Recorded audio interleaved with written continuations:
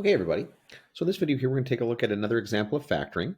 And this has got four terms to it. So 2x cubed minus 3 minus x squared plus 6x. And when I see four terms, I'm assuming that there's going to be, some grouping, factoring by grouping here.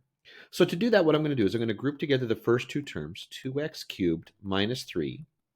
And then I'm going to group together the last two terms here, but I'm going to make sure to pull that negative in so that I don't inadvertently factor it out.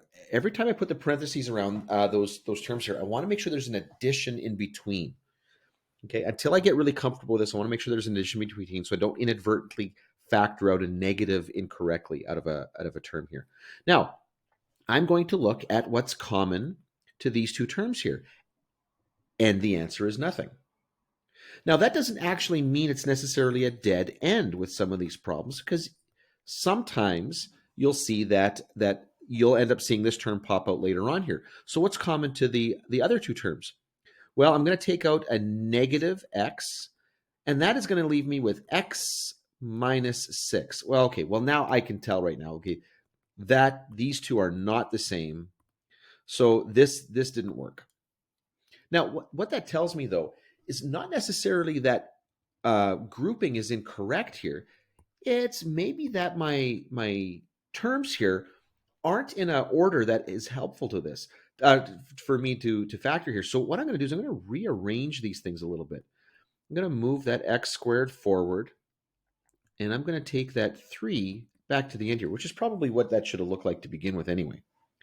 And now when I group together those first two terms, then I'm going to group together these last two terms right here, and I'm going to push an addition sign in between.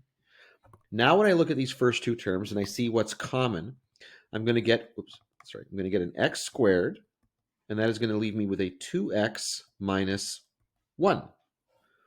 And in that second set of parentheses between the 6x and the 3, there's a common factor of 3. So I'm going to pull that out. I'm just going to leave me with 2x minus 1. And that is wonderful. That's exactly what I want, because I can see that there's a common binomial factor. So I will take out that 2x minus 1 because it's common. It was multiplied by x squared. So I'm going to put the x squared here. And then it was multiplied by that positive 3. So I'm going to put the plus 3 there. If I could continue to factor this, I certainly would. But what I'm left with here is this x squared plus 3. That's a sum of squares. I'm really not going to be able to do, sorry, that's not even a sum of squares. 3 isn't a perfect square. So there's this summation in there. Basically, I'm trying to say is that's a bit of a dead end. So this is as far as I could go with this particular problem.